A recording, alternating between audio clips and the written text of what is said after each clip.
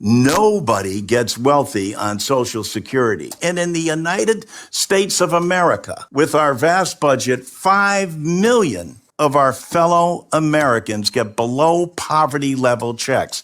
Is there any conversation about adjusting them? It's long overdue for Congress to step up and take action. If you've been waiting to hear about Social Security increases, you're definitely going to want to watch this video. That was just Representative John Larson as he goes into the need and the calls for increasing Social Security checks. Now, we're not just talking about the COLA adjustment that just came out, cost of living of a measly 3.2% that comes out every year. No, we're talking about Social Security check increases across the board, as Representative John Larson is pushing for a higher check, a higher payment for all Social Security recipients. So I'm going to play that full video clip in a bit, as this came from a hearing talking about the Social Security overpayments. Now, if you weren't aware, if we take a look at some of the headlines here, with the COVID relief payments triggered feds to demand money back from Social Security recipients. Also, Social Security review team appointed in overpayment scandal. Could situation get worse? As we're hearing, with those overpayments, someone needs to be held accountable, and the Congress has held a hearing about that, and they're trying to find solutions. So this clip I'm about to play for you is talking about that, but as well as the need to increase Social Security checks, as people have paid into it their entire life. It's not an entitlement program. It's not to get rich. It's to help people out during hard times, especially as inflation is raging right now and ravaging people's savings accounts. So I'm going to play you that full video clip. You're not going to want to miss that. I'll give you some more details about the overpayments, what's going on with that, who has to pay it, and how it could be potentially forgiven. So I'm going to play you all that. You're definitely going to want to stick around. So if you're on SSI, SSDI, VA, any type of payment from the Social Security Administration, you're definitely going to want to listen to this, as there could be increases across the board. So take a look at this before I show you this video clip. If you appreciate all the updates on Social Security, hit the like button and subscribe to the channel for more Social Security updates on anything going on in Congress. Also, this video is sponsored by my company, Wise Sense. I help people remove negative items from their credit reports and increase credit scores. Got my information down in the description below. Without further ado, take a look at what Representative John Larson has to say. Let me say that I share some of the concerns that have been put forward by the chairman, but I want to put it in perspective. Let's start with this year's budget, which is flat funded, and then add on top of that the proposal by our colleagues to cut that by 30%. When there's 10,000 baby boomers a day who become eligible for Social Security, when there's close to 70 million Americans who receive Social Security payments, this is not the time to be cutting. The thing that I hear most in my district from individuals when I call and go home is that they can't get in touch with a human being or a voice on the other side that can answer a question for them. And the reason they can't is because the agency has been cut and understaffed, something that people in Congress seem to be oblivious to. When we add that to the fact that Congress, whose responsibility it is to fund Social Security, hasn't enhanced the program in 52 years. 52 years. Has anything happened with inflation or in the economy in 52 years that would require the United States Congress to actually look at the benefits that people receive and adjust them? Nobody gets wealthy on Social Security. On average, $18,000 per male, $14,000 per female. And in the United States of America, with our vast budget, 5 million of our fellow Americans get below poverty level checks. Is there any conversation about adjusting them? No.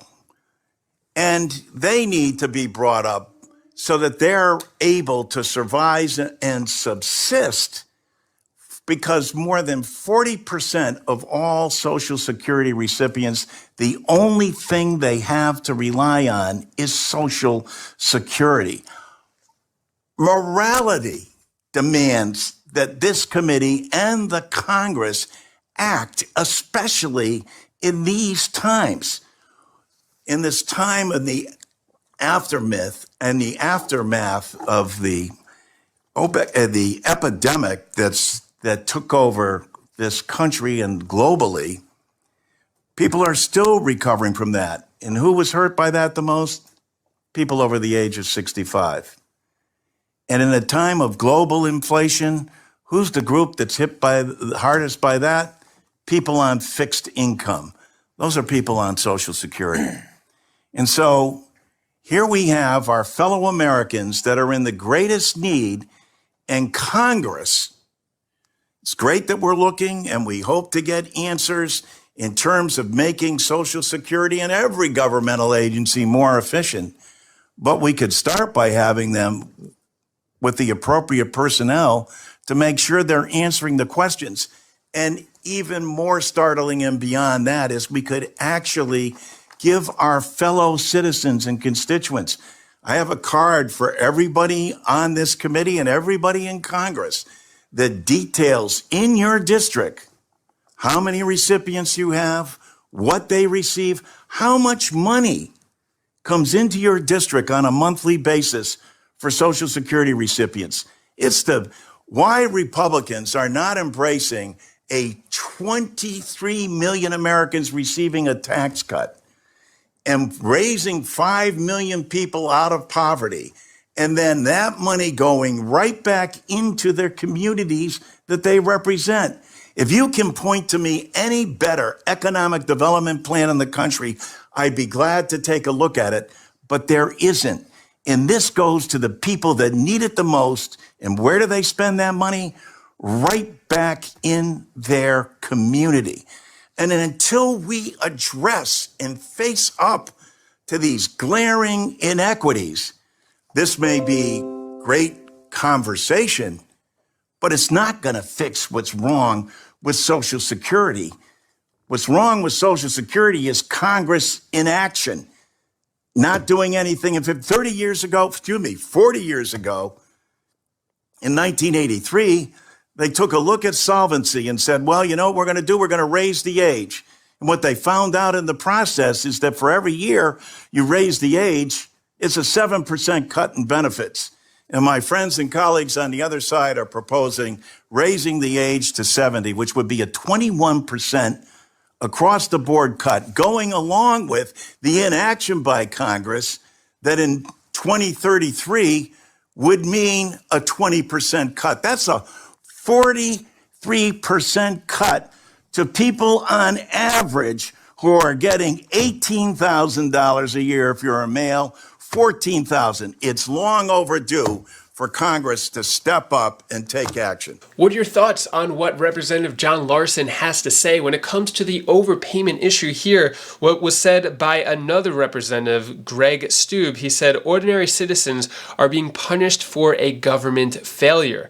Saying this, imagine living paycheck to paycheck with no savings as a result of an injury, preventing you from working again, and receiving a message from the federal government saying you owe them tens of thousands of dollars because of the government's mistake, not your mistake. So this hasn't been resolved yet. A bill has been introduced to potentially forgive the overpayments, but it's nothing secure, nothing definite yet. So I'll keep you updated on that. When it comes to the $1,400 stimulus check for senior citizens, just for Social Security recipients, you're not going to want to miss that. As if you look at this video right over here, I'll share with you how the $1,400 stimulus check could be coming out just for senior citizens and how the numbers work out because of what President Biden has said.